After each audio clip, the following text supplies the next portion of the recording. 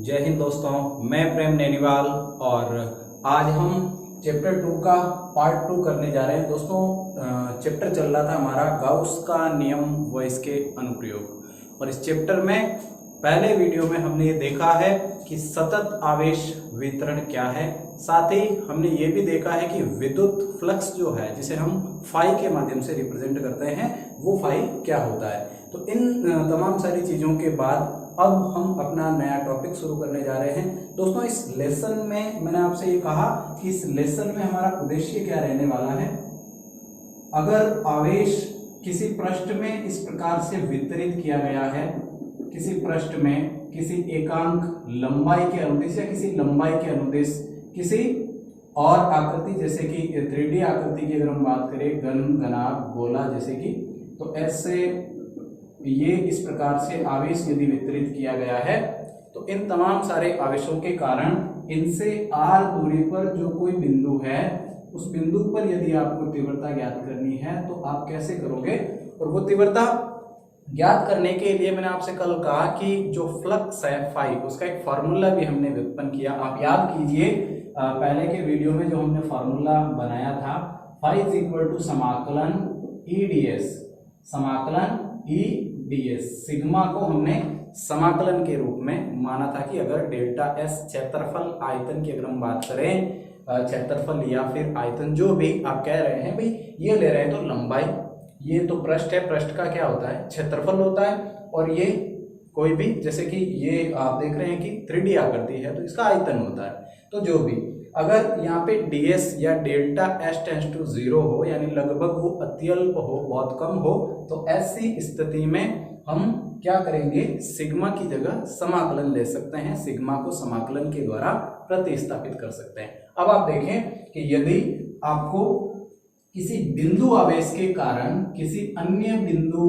P पर तीव्रता का मान बताना है तो ये हम सीख चुके हैं पहले चैप्टर में, और हमें पता भी है कि यहाँ जो बिंदु आवेश के कारण जो तीव्रता है, भाई यहाँ पर जो आवेश है वो बिंदु आवेश है, इसके कारण यहाँ पर जो तीव्रता होगी KQ बाई R का स्क्वायर, ये हमने देखा है। बिंदु आवेश के कारण तीव्रता याद करना हमें आता है, लेकिन यदि आवेश किसी लंबाई के अनुदिश वितरित हो तो इसके कारण किसी बिंदु P पर तीव्रता का मान कितना होगा, एक तो वो हमें बताना है। यदि आवेश किसी पृष्ठ में वितरित है, इस प्रकार से वितरित है, तो r दूरी पर जो बिंदु P स्थित है वहां पर तीव्रता कितनी होगी, वो बात बतानी है।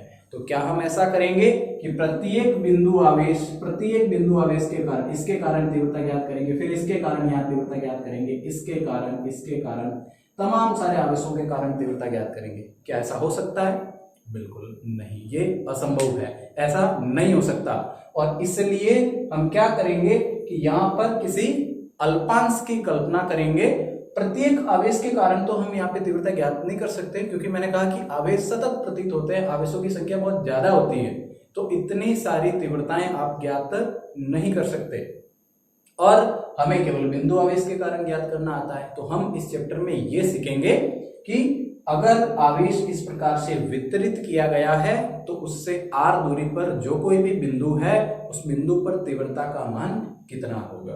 अब दोस्तों ये समस्या सॉल्व करने के लिए हम एक नई भौतिक राशि उपयोग में लेंगे और एक नई भौतिक राशि यहाँ पे परिभाषित करेंगे। वो नई भौतिक राशि क्या है जरा देखें। तो उस भौतिक राशि को जानने के लिए मैं आपसे कहूंगा कि आवेश घनत्व, यदि आपने कहीं नाम सुना हो तो आज ये सीखेंगे कि आवेश घनत्व है क्या। दोस्तों मैं बात कर रहा हूं इस नए टॉपिक की, आवेश घनत्व। और घनत्व का मतलब तो आप जानते ही, लेकिन यहाँ पे आवेश घनत्व की बात की जा रही है। साथ ही आपसे मैं ये कहूँगा कि एक बार वीडियो को शेयर अवश्य कर दीजिए, ताकि जो है अधिकतम बच्चों तक नोटिफिकेशन जा सके और जो है ज़्यादातर बच्चे जुड़े और इस लाइव क्लास का आनंद भी ले सके। दोस्तों आवेश घनत्व की मैं बात कर रहा हूँ। अब आवेश घनत्व क्या है, सबसे पहले तो मैं ये बता दूं कि आवेश घनत्व 3 प्रकार से हो सकता है। एक पहला रेखीय आवेश घनत्व, रेखीय आवेश घनत्व, जिसे हम लेम्डा के द्वारा रिप्रेजेंट करेंगे। और एक दूसरा आवेश घनत्व और है जिसे हम कह सकते हैं क्षेत्रीय, या आप ऐसा कह सकते हो पृष्ठीय, क्षेत्रीय या पृष्ठीय आवेश घनत्व। इसके बारे में हम पढ़ेंगे, अभी डिटेल से जानेंगे कि ये है क्या, और इसे हम सिग्मा के द्वारा दर्शाते हैं। तीसरा और अंतिम जो आवेश घनत्व है उसके बारे में हम बात कर रहे हैं, वो है आयतन आवेश घनत्व। और अब आपको पता चल चुका होगा कि ये क्या है। दोस्तों, रेखीय का मतलब आवेश यदि किसी रेखा में वितरित किया गया है, और पृष्ठीय का मतलब यदि आवेश किसी पृष्ठ में वितरित किया गया है, और आयतन का मतलब यदि वो किसमें, किसी आयतन में, जैसे कि घन है, घनाभ है, गोला है, शंकु है, ये तमाम सारी जो 3D आकृतियां होती है उनकी मैं बात कर रहा हूँ, त्रिविमीय जो संरचनाएं हैं उनके लिए। दोस्तों, रेखीय आवेश घनत्व पढ़ेंगे, क्षेत्रीय या पृष्ठीय आवेश घनत्व पढ़ेंगे, और आयतन आवेश घनत्व पढ़ेंगे। अब आप देखिएगा कि रेखीय आवेश घनत्व पढ़ने से पहले मैं आपको एक छोटी सी स्थिति से परिचित करवाता हूं, और तब आप समझोगे कि ये सारी चीजें हैं क्या। दोस्तों, रेखीय आवेश घनत्व पढ़ने से पहले मैं बात करना चाह रहा हूं रेखीय आवेश वितरण की, रेखीय आवेश वितरण। और इसको पढ़ने से पहले हम ये पढ़ेंगे कि पृष्ठीय आवेश वितरण, पृष्ठीय आवेश वितरण, पृष्ठीय आवेश वितरण, और उसके बाद हम ये पढ़ने वाले हैं आयतन आवेश वितरण, आयतन आवेश वितरण।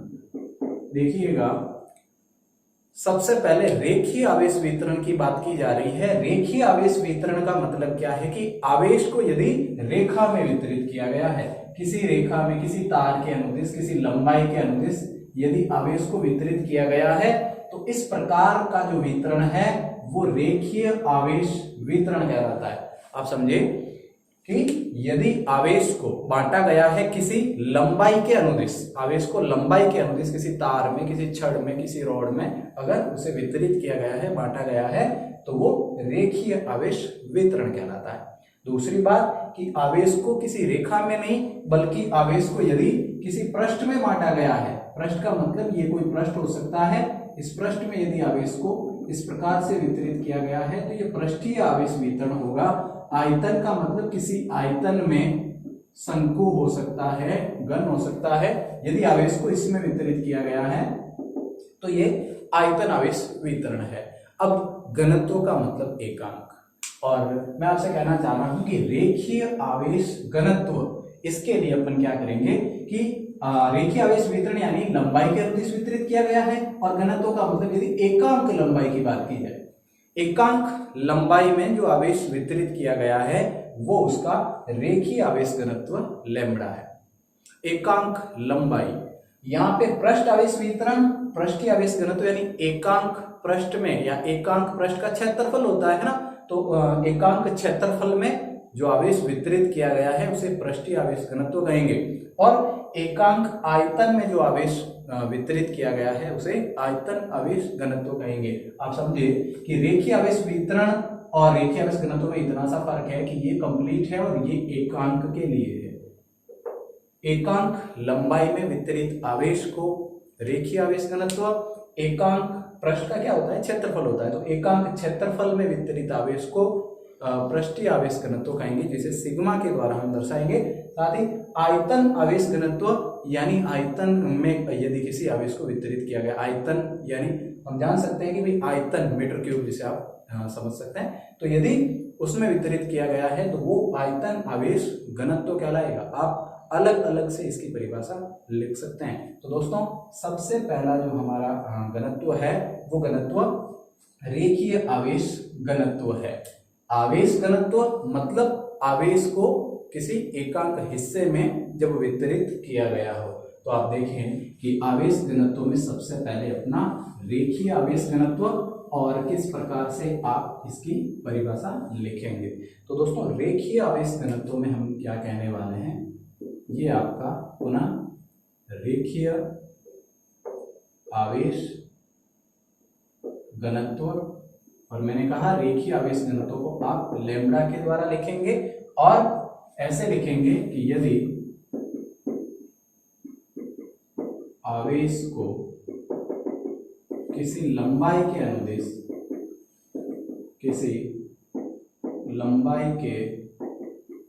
अनुदिश वितरित किया गया हो तो उसे रेखीय आवेश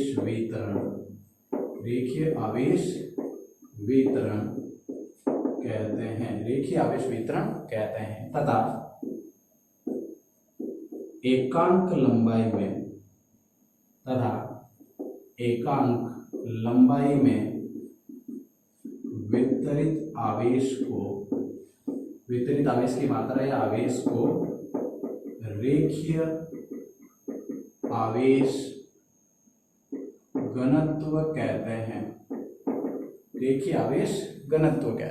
तो दोस्तों मैंने ये कहा आपसे कि यदि वितरित किया गया हो तो रेखीय आवेश वितरण है, लेकिन एकांक लंबाई की जहां कहीं बात हो कि एकांक लंबाई में तो रेखीय आवेश घनत्व, एकांक लंबाई नहीं एकांक क्षेत्रफल के अनुदिश आवेश वितरण, तो वहां पे जो है पृष्ठ आवेश घनत्व और एकांक आयतन में जो आवेश वितरित किया गया है वो, तो इस प्रकार से तीनों ही चीजें बहुत सिंपल हैं, आप याद रख सकते हैं। तो यदि मैं कल्पना करता हूं किसी लंबाई की कि ये मान लीजिए एल लंबाई है और इसमें क्या किया गया है, आवेश को वितरित किया गया है। अब आप देखें कि एल लंबाई में किसी आवेश को, और आवेश भी मान लेते हैं कि किसी क्यू आवेश को वितरित किया गया है। तो लिखें कि माना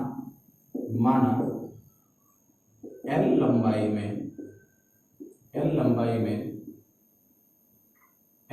में किसी क्यू आवेश को वितरित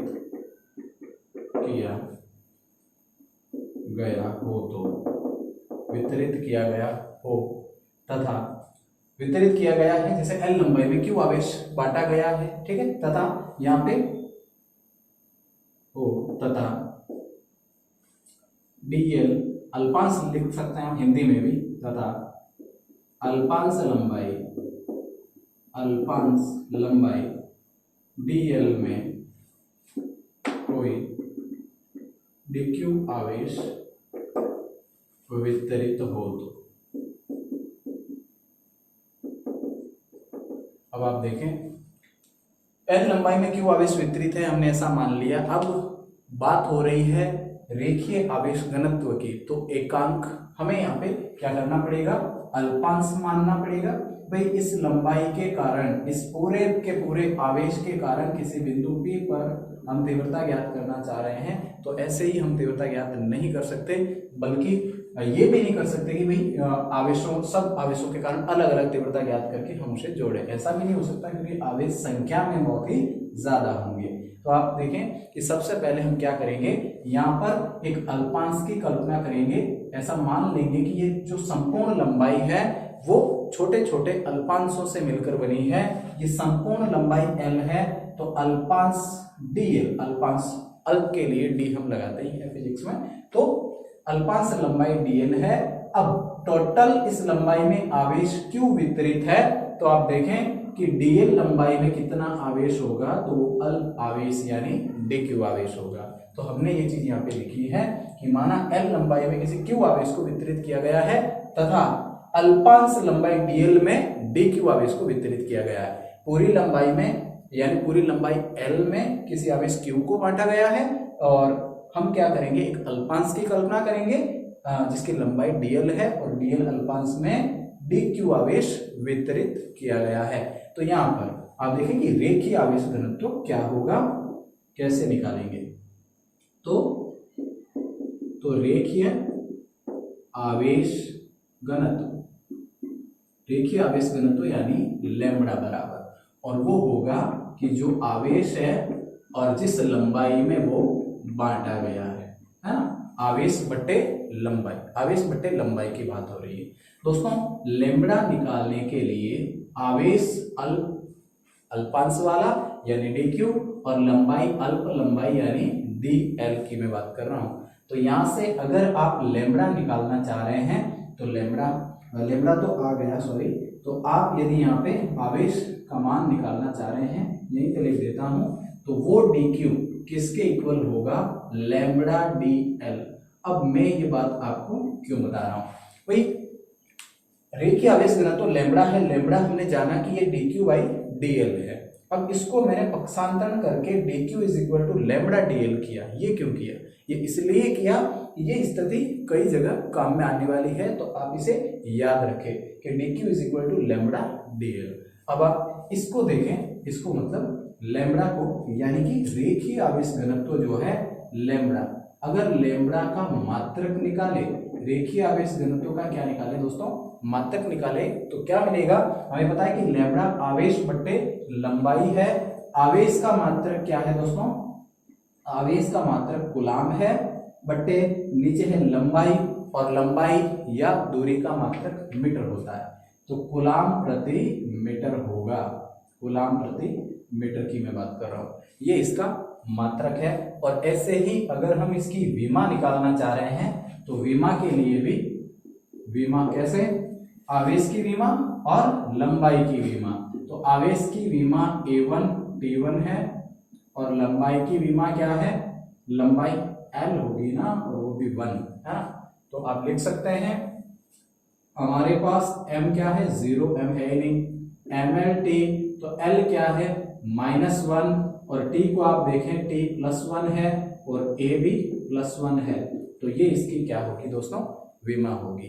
तो हमने अब तक रेखीय आवेश घनत्व को देखा है, और रेखीय आवेश घनत्व को हमने लेमड़ा का फॉर्मूला भी निकाला है। साथ ही पक्षांतरण करके मैंने आपसे कहा कि यहाँ इस अल्पांश लंबाई में जो अल्प आवेश होगा, यानी जो dq होगा, वो dq लेमड़ा dl के बराबर होगा, और ये कई जगह हम काम में लेने वाले भी है, तो आप इसे याद रखें। साथ ही मात्रक और विमा, हालांकि ज्यादा कोई फर्क नहीं है रेखीय आवेश घनत्व और आयतन आवेश घनत्व, पृष्ठ आवेश घनत्व की विमा और मात्रक में, फिर भी हम अलग अलग से इसका मात्रक निकाल लेंगे। तो आप इसका स्क्रीनशॉट ले सकते हैं। और अब हम बढ़ते हैं आगे, और दूसरा अपना आवेश घनत्व, यानी मैं बात कर रहा हूं पृष्ठीय आवेश घनत्व की।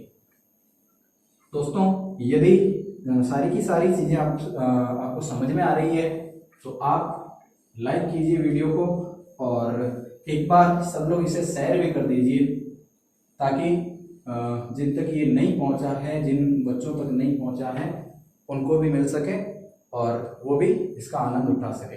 दोस्तों आवेश घनत्व में दूसरा जो आवेश घनत्व है उसकी मैं बात कर रहा हूं, और वो आवेश घनत्व सेकेंड वाला, जिसे हम कहते हैं कौन सा, पृष्ठीय आवेश घनत्व। पृष्ठीय आवेश घनत्व, इसके लिए आप क्या लिखेंगे, इसे हम सिग्मा के द्वारा दर्शाते हैं, आपको पता है। यदि आवेश किसी क्षेत्रफल में, किसी परत में, किसी शीट में, है ना, किसी चकती में इस प्रकार से वितरित किया गया हो, ऐसी आकृतियों में 2D में, है ना, वितरित किया गया हो, तो वो पृष्ठ आवेश वितरण कहलाएगा। और एकांक क्षेत्रफल में जो आवेश वितरित है वो क्या कहलाएगा, पृष्ठ आवेश घनत्व कहलाएगा। दोस्तों पृष्ठीय आवेश घनत्व और पृष्ठीय आवेश वितरण दोनों में जरा सा फर्क है, जो पूछा जाए उसकी बात हम करेंगे। तो दोस्तों यदि आवेश को किसी द्विविमीय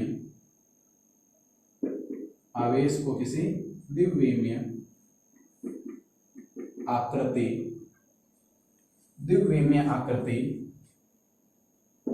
जैसे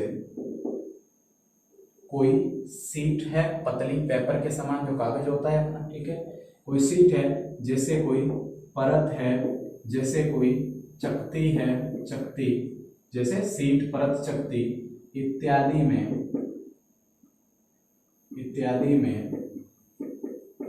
वितरित किया गया हो,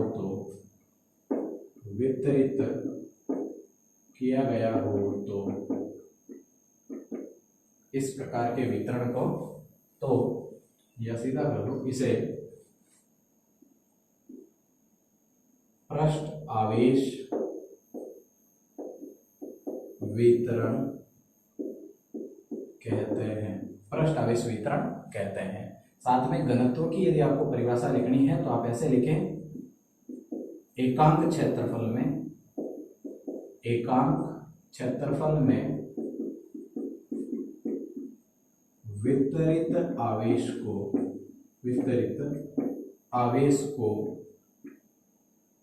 पृष्ठीय आवेश घनत्व या पृष्ठ आवेश घनत्व कहते हैं, पृष्ठ आवेश घनत्व कहते हैं। परत, चकती, इनकी बात की जा रही है। तो देखें कि यदि ऐसा हुआ है कि ये आवेश किसी इस प्रकार की जो शीट है उसमें वितरित किया गया हो तो क्या होगा।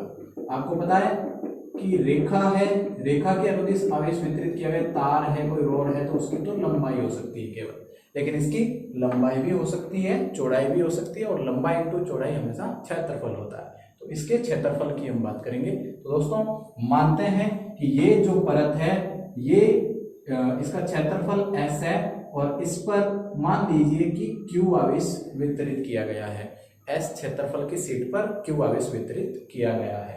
हम यहाँ पे ठीक उसी तरीके से हम किसी अल्पांश की कल्पना करेंगे और आप देखें कि अल्पांश लंबाई है तो लंबाई के जैसा है ना, ऐसा अल्पांश होगा, और ये अगर शीट है तो शीट के समान ऐसा अल्पांश होगा, है ना। तो पहले हम अल्पांश की कल्पना करें और कॉन्सेप्ट हमारा हर जगह पे यही रहेगा। जब हम तीव्रता ज्ञात करेंगे, किसी भी आकृति में आवेश वितरित है और उसके कारण हम तीव्रता ज्ञात करना चाह रहे हैं, तो वहां ये रहेगा कि पहले हम अल्पांश की कल्पना करें और उसके बाद अल्पांश के कारण हम ज्ञात करें और फिर उसका समाकलन कर दें ताकि संपूर्ण जो स्थिति है वो हमारे सामने हो। तो पहले अल्प हमें लेना पड़ेगा। तो यहाँ कल्पना करते हैं कि इसका क्षेत्रफल S है, S क्षेत्रफल की शीट है जिस पर Q आवेश, टोटल Q आवेश वितरित है, और फिर हम कहते हैं कि हम एक अल्पांश का चयन करेंगे और इस अल्पांश का क्षेत्रफल ds है। पूरा क्षेत्रफल S तो अल्प क्षेत्रफल ds, संपूर्ण लंबाई या पूरी लंबाई L तो अल्प लंबाई dl, पूरा आवेश Q तो अल्प आवेश dq। हाँ जी, ये बात हम कर रहे हैं। तो देखें, सबसे पहले तो ये स्थिति हम लिख देते हैं कि माना कोई S क्षेत्रफल की शीट जिस पर Q आवेश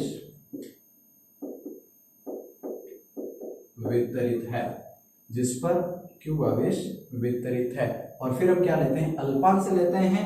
तो हम यहां एक अल्पांश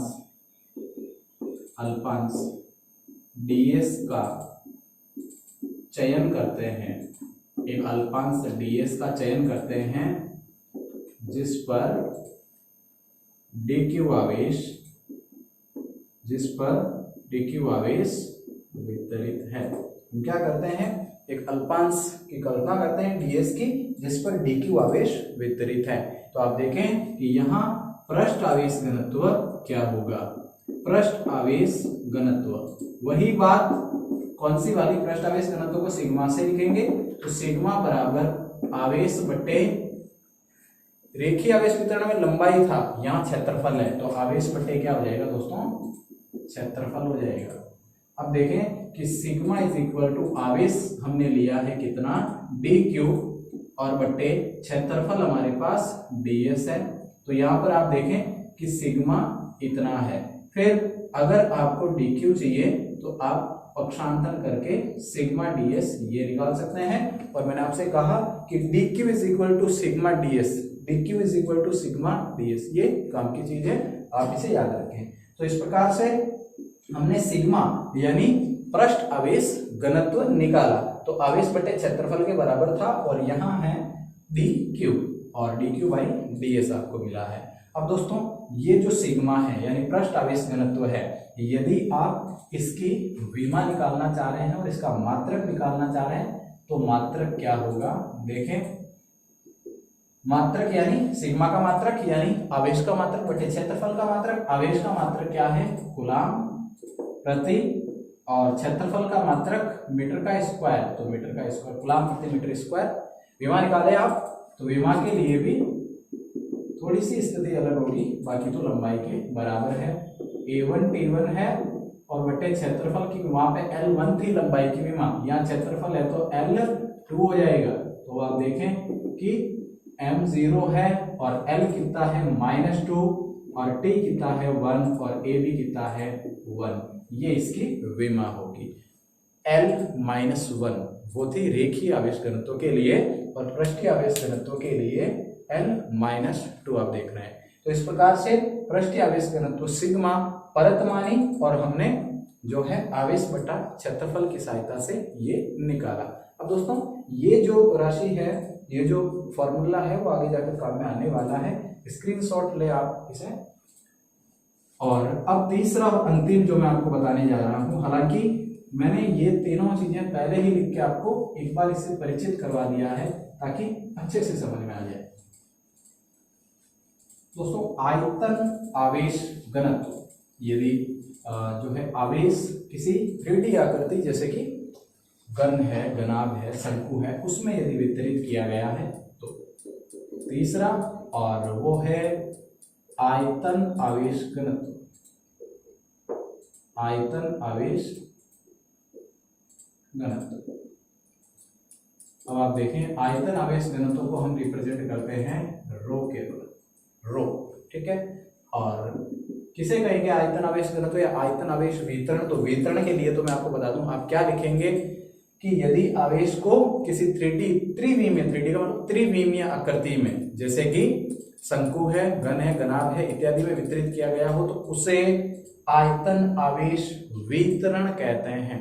और फिर आयतन आवेश घनत्व के लिए क्या कहेंगे कि एकांक आयतन में वितरित आवेश को आयतन आवेश घनत्व कहते हैं। तो मैं यही परिभाषा लिखता हूं, केवल एकांक आयतन में वितरित आवेश को, एकांक आयतन में वितरित आवेश को आयतन आवेश घनत्व कहते हैं। आयतन आवेश घनत्व। हम मानते हैं कि कोई 3D आकृति है, जैसे कि नॉर्मल से नॉर्मल हम इसे मान लें, एक कोई घन है और इस घन में आवेश वितरित किया गया है, इस घन में आवेश वितरित किया गया है संपूर्ण पूरे घन में, है ना। और घन का क्या हो सकता है दोस्तों, न तो क्षेत्रफल न लंबाई, हम क्या बात करेंगे आयतन को लेकर, ठीक है। तो मान लेते हैं कि इसका जो आयतन है वो V है, इसका आयतन V है, और इसमें जो आवेश वितरित किया गया है संपूर्ण घन में, वो आवेश दोस्तों कितना है, आवेश हम Q के माध्यम से दर्शाते हैं, तो Q होगा यहाँ पे, ठीक। और हम यहाँ पे क्या करेंगे, फिर से एक अल्पांश की कल्पना करेंगे, और अब की बार जो अल्पांश होगा वो इसके जैसा होगा। जैसे बकरी का बच्चा बकरी, भेड़ का बच्चा भेड़ होता है, ऊंट का बच्चा ऊंट होता है, वैसे ही जो भी हम अल्पांश माने, लंबाई का अल्पांश लंबाई, कोई सीट है आयताकार या जैसे भी उसका अल्पांश इसके जैसा, और घन है तो इसके जैसा, गोला है तो गोले के जैसा। तो इस प्रकार से अल्पांश यानी छोटी आकृति, ये अल्पांश हम माने तो इस अल्पांश को कह देते हैं dV, अल्पांश का आयतन dV, है ना। और इसमें जो आवेश वितरित किया गया छोटा आवेश, जिसे हम कहेंगे dQ। तो ये दोनों स्थितियां। अच्छा, जो आपने माना है वो आप लिखें। तो माना आवेश को किसी आयतन V में वितरित, माना Q आवेश को, ऐसा लिखें आप, Q आवेश को किसी आयतन V में वितरित किया गया है। लिखो यहाँ हम एक अल्पांश आयतन, यहाँ हम एक अल्पांश आयतन dV का चयन करते हैं, एक अल्पांश आयतन dV का चयन करते हैं, जिस पर कितना आवेश है, dQ आवेश उपस्थित है, जिस पर dq आवेश उपस्थित है। तो फिर से वही बात कि आयतन आवेश घनत्व जो होगा, यानी जो रो होगा वो कितना होगा, आयतन आवेश घनत्व रो इज इक्वल टू, ये भी आवेश बटे न लंबाई न क्षेत्रफल, बल्कि क्या होगा यहाँ पर आयतन होगा। बस ये चीज आप ध्यान रखिए। तो रो इज इक्वल टू आवेश कितना है दोस्तों, आवेश है dq और आयतन हमारे पास है dv। तो ये रो का फॉर्मूला होगा। साथ ही यहाँ पर अगर आप आवेश निकालें, है ना, आयतन में आवेश जो वितरित किया गया है रो dv जो आवेश है, यानी अल्पांश पर जो आवेश है dq का मान वो रो dv होगा, है ना। तो यहाँ ये स्थिति है। अब आप इसके मात्रक और विमा निकाल सकते हैं। तो फिर से अगर हम मात्रक की बात करें तो आवेश का मात्रक तो वही क्या, कूलाम और बट्टे मतलब प्रति, और आयतन का मीटर स्क्वायर नहीं होगा, क्यूब होगा। विमा निकालो तो विमा ऊपर A1 T1 है आवेश की विमा, और नीचे आयतन के लिए लंबाई इंटू चौड़ाई, लंबाई इंटू ऊंचाई इंटू चौड़ाई, है ना, तो वही है ना। तो इसलिए मीटर क्यूब यानी L क्या होगा, क्यूब। तो आप इसको ऊपर ले जाएंगे, m तो 0 है, L -3 ऊपर गया तो A1 है और TB क्या है 1। तो इस तरीके से ये आपको क्या मिल जाएगी, विमा। और ये अंतिम यानी आयतन आवेश घनत्व। तो इन तीनों चीजों का हम प्रयोग करेंगे और सॉल्व करेंगे। आगे हम तीव्रताएं ज्ञात करेंगे। लेकिन मैंने आपसे कहा कि प्रत्येक आवेश के कारण किसी बिंदु पर तीव्रता हम ज्ञात नहीं कर सकते, क्योंकि आवेश की संख्या बहुत ज्यादा होती है। इसलिए हम एक अल्पांश का चयन करेंगे और चरणबद्ध तरीके से उसका हम क्या करेंगे, सॉल्यूशन करेंगे। तो वो चरण कौन से होंगे ये भी तो बताना जरूरी है। तो आप देखें कि हम किसी बिंदु पर तीव्रता ज्ञात करने के लिए क्या करेंगे, क्या चरण होंगे उसके, है ना। तो वो चरण मैं आपको बता देता हूं। सबसे पहले मैंने आपसे कहा भी है कि हम क्या करेंगे, जिसमें भी आवेश वितरित है उसका एक अल्पांश मान लेंगे। तो सबसे पहले हम एक अल्पांश का चयन करते हैं और फिर उस पर जो आवेश है उसे हम रेखीय आवेश घनत्व या फिर आवेश घनत्व के रूप में दर्शाते हैं, ठीक है। और फिर उस अल्पांश को बिंदु आवेश मान लेते हैं, और बिंदु आवेश के कारण तीव्रता ज्ञात करना तो हमें आता है। तो बस फिर बाद में वही कंसेप्ट है, फिर हम सिग्मा को समाकलन से प्रतिस्थापित कर देते हैं, ठीक है ना। तो हम कैसे तीव्रता ज्ञात करेंगे, तो तीव्रता ज्ञात करने के लिए भाई विद्युत क्षेत्र की जो तीव्रता है वो तीव्रता ज्ञात करने के लिए हम क्या करेंगे, कौन से चरण अपनाएंगे, है ना। किसी विशेष आकृति में अगर आवेश वितरण है तो आवेश वितरण के कारण, आवेश वितरण के कारण विद्युत क्षेत्र की तीव्रता ज्ञात करना। आवेश वितरण के कारण विद्युत क्षेत्र की तीव्रता ज्ञात करना। इसके लिए मैं आपको कुछ चरण बताने वाला हूं, जिसमें से जो चरण पहला है ना, वो चरण क्या है। दोस्तों देखें भाई, किसी भी आकृति में आवेश वितरित है, भले वो लंबाई में वितरित है और बिंदु P पर आपसे तीव्रता पूछी है, भले वो ऐसे वितरित है, किसी गोले में वितरित है, किसी घन या घनाभ में वितरित है ना। तो उसके कारण यदि किसी बिंदु पर तीव्रता चाहिए तो आप क्या करेंगे। तो सबसे पहले तो जैसी भी आकृति दी गई है उसका आप क्या करें, एक अल्पांश माने। तो सबसे पहले हम क्या करते हैं, अल्पांश का चयन करते हैं। तो सर्वप्रथम हम आवेश वितरण में अल्पांश का चयन करते हैं। ये आपका पहला चरण है। क्या करते हैं, चयन करते हैं अल्पांश का। अल्पांश आपने मान लिया, जैसे ही लंबाई है तो लंबाई का अल्पांश मान लिया, ये है तो इसका मान लिया, इसका मान लिया। तो आप सबसे पहले अल्पांश का क्या करें, चयन करें, ठीक है। फिर उस अल्पांश को या फिर जिस अल्पांश का आपने चयन किया है उस अल्पांश में क्या करें, आप उसे आवेश, जो भी उस पर आवेश है उसे आवेश घनत्व के रूप में व्यक्त करें। तो आपका जो चरण दूसरा है, चरण सेकंड, इसमें आप देखेंगे कि अल्पांश पर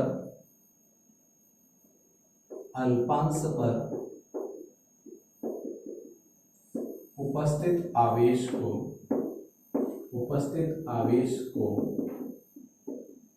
आवेश घनत्व के रूप में व्यक्त करते हैं। ये आप ध्यान दीजिएगा कि जो अल्पांश माना है आपने, जिस अल्पांश पर आप विचार कर रहे हैं, उस अल्पांश पर जो आवेश है यानी जो dq आवेश है, इस आवेश को आप आवेश घनत्व के रूप में लिखे। यदि लंबाई है तो लैम्बडा dl dq, ये हमने फॉर्मूला मैंने आपसे कहा कि आप याद रखेंगे, इसे काम में लेंगे, है ना। यदि लंबाई है तो लंबाई के लिए मैं बात कर रहा हूँ, ये वाली लंबाई है ना, इसका अल्पांश है। तो यदि कोई शीट है और उसका अल्पांश है ना, तो आप यहाँ पे क्या करेंगे, इस अल्पांश पर जो आवेश है, अल्पांश पर उपस्थित जो आवेश है, उसे किस रूप में दर्शाएंगे, आवेश घनत्व के रूप में दर्शाएंगे। अब जिस अल्पांश की कल्पना आपने की है, इस पर जो आवेश है, कितना आवेश है, dq, इसे आवेश घनत्व के रूप में लिखे। पृष्ठ है तो सिग्मा ds, पृष्ठ का क्षेत्रफल s यानी सिग्मा ds, ये फॉर्मूला भी मैंने आपसे कहा कि याद रखेंगे। और यदि वो 3D आकृति है तो आप इसका एक माने अल्पांश और उस पर जो आवेश है dq, उसे आप लिखे रो dv, इस रूप में, है ना। तो जो भी आप जिस अल्पांश की कल्पना कर रहे हैं, उस अल्पांश पर उपस्थित आवेश को आवेश घनत्व के रूप में क्या करेंगे, आप व्यक्त करेंगे। इस बात को याद रखिएगा। चरण जो तीसरा है उसमें हम क्या करेंगे, इसे हम बिंदु आवेश मान लेंगे, है ना। चरण थर्ड, तो जो भी अल्पांश है, अल्पांश को बिंदु आवेश मानकर किसी बिंदु पर तीव्रता ज्ञात करते हैं। अब जो अल्पांश है, उस अल्पांश को आप क्या मान लीजिए, एक बिंदु मान लीजिए। भाई अल्पांश को बहुत छोटा मान लीजिए, अल्प या बिंदु मान लीजिए, और बिंदु आवेश के कारण किसी बिंदु P पर तीव्रता ज्ञात करनी तो आती है ना। तो बिंदु आवेश के कारण जो तीव्रता है वो कितनी होती है दोस्तों, बिंदु आवेश के कारण तीव्रता का फॉर्मूला चैप्टर 1 में हमने पढ़ा है, kq/r का स्क्वायर। तो आप क्या कीजिए कि अल्पांश को बिंदु आवेश मान लीजिए, और बिंदु आवेश मानकर बिंदु आवेश के कारण तीव्रता का ये फॉर्मूला काम में लेते हुए तीव्रता ज्ञात कर लीजिए। उसके बाद अब ये जो तीव्रता आई है दोस्तों, ये तो अल्पांश की है, अल्पांश की, तो अल्प के लिए d, है ना, ये लिखना भी जरूरी है ना। तो ये तीव्रता इस रूप में आ गई। अब आप क्या करें कि ये जो तीव्रता है, जैसे कि DE आपने जो किया है ना, E अगर आप बनाएंगे, भाई अगर आप DE, तो ये अल्पांश का लिए है, तो अगर आप DE से E यानी कंप्लीट तीव्रता आप चाहते हैं तो आप उसको जोड़ दीजिए, सबका सदिश योग कर दीजिए। और सदिश योग को हम लिखेंगे किसके रूप में, अगर आप E याद करना चाह रहे हैं तो सिग्मा के रूप में लिखेंगे, और पीछे वो का वो होगा। तो आप देखें कि चरण जो चौथा है, इस चौथे चरण में हम क्या देखते हैं, चरण फोर्थ, हाँ। तो चरण फोर्थ में क्या है कि सभी अल्पांशों के कारण प्राप्त तीव्रताओं का सदिश योग करते हैं। सभी से प्राप्त जो तीव्रता है उसका सदिश योग करते हैं, और ऐसे हमें क्या मिलती है, कंप्लीट तीव्रता मिलती है। यानी कहने का मतलब हम क्या करते हैं, सिग्मा 1 से n तक सारे के सारे जो आ गए हैं उसकी हम बात करते हैं, और kq/r का स्क्वायर, या सदिश रूप में अगर लिखें तो r मॉडुलस स्क्वायर और आगे। तो आप ये करें। अब देखिएगा कि ये अल्पांश के लिए तीव्रता हमने ज्ञात की, और ई सदिश यानी कंप्लीट तीव्रता के लिए हमने समाकलन किया। यदि चरण नंबर चौथा, पांचवा, तो चरण फिफ्थ, तो इसमें आप क्या करेंगे भाई, सिग्मा को समाकलन से प्रतिस्थापित कर सकते हैं, लेकिन कब, जब डेल्टा एस या डेल्टा वी या डेल्टा एल जो भी आपने माना है वो अत्यल्प हो। यानी कहने का मतलब अल्पांश आपको बहुत छोटा मानना है, बहुत अल्प मानना है, ताकि आप उसे बिंदु आवेश भी मान सके और अल्प होने के कारण आप समाकलन से सिग्मा को प्रतिस्थापित कर सकें। तो यदि माना गया अल्पांश अत्यल्प हो तो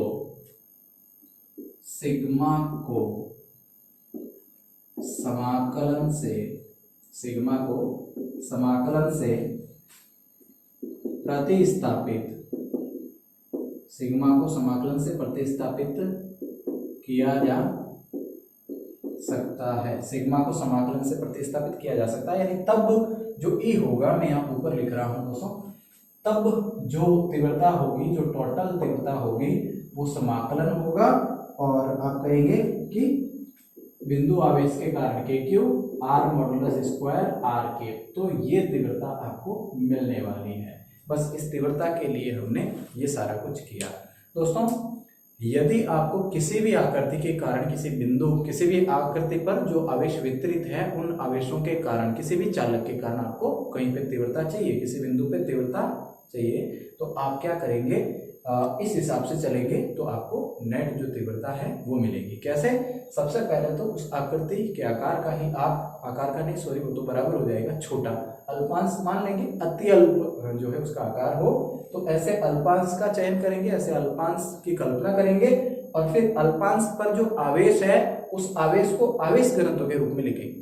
भाई जितना भी आवेश है ना, डीक्यू आवेश, अल्पांश पर कितना आवेश होता है, डीक्यू, तो उस डीक्यू को आप सिग्मा डीएस लिखे, यदि क्षेत्रफल है तो, यदि आयतन है तो रॉड डीवी लिखे, यदि लंबाई है तो उसके लिए लैम्ब्डा डीएल लिखे।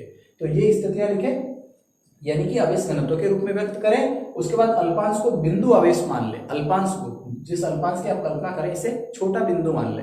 यदि आप बिंदु आवेश मानते हैं तो बिंदु आवेश के कारण किसी बिंदु पर तीव्रता ज्ञात करना तो हमने पहले अध्याय में ही सीख लिया है। तो बिंदु आवेश के कारण तीव्रता ज्ञात करेंगे, फॉर्मूला इतना होता है बिंदु आवेश के कारण, तो ये हमने ज्ञात कर लिया। अब हम क्या करेंगे, इन अल्पांशों के कारण प्राप्त तीव्रताओं का सदिश योग मतलब हम उसे समेशन फॉर्म में लिख देंगे, यानी उसका सिग्मा कर लेंगे। अब सिग्मा तो संभव है नहीं, मैंने आपसे कल भी कहा कि स्थितियां बहुत कठिन होगी, तो इसके लिए हम क्या करें कि यदि माना गया अल्पांश, जो भी अल्पांश आप मान रहे हैं उसे आप बहुत छोटा माने तो आसानी होगी। तो बहुत छोटा जो अल्पांश माना है, अत्यल्प यदि उसे माना है, तो आप सिग्मा की जगह समाकलन काम में ले सकते हैं और समाकलन करके उसकी कंप्लीट तीव्रता निकाल सकते हैं। तो ये स्थितियां होगी, इस तरीके से हम निकाल सकते हैं तीव्रता का मान। और इस अध्याय में आगे हम ये सीखेंगे भी कि एकांक या अनंत लंबाई में कोई आवेश वितरित है तो उसके कारण निकटवर्ती बिंदु पर तीव्रता का मान कितना होगा, साथ ही परत के कारण कितना होगा, गोले के कारण कितना होगा, ये सारी की सारी स्थितियां हम सीखने वाले हैं। तो दोस्तों, आज का ये वीडियो सेशन यहीं तक विदा लेना चाहेंगे आपसे। मिलेंगे एक नए टॉपिक के साथ और शानदार होगा, आप लोग विश्वास रखें। और इस वीडियो को ज़्यादा से ज़्यादा आपको शेयर भी करना है दोस्तों, ताकि अधिकतम बच्चों तक ये पहुंच सके। और हम भी यही आशा करते हैं कि भाई ज़्यादा से ज़्यादा बच्चे उनको लाभ मिले, है ना। तो आज के लिए इतना ही, थैंक यू।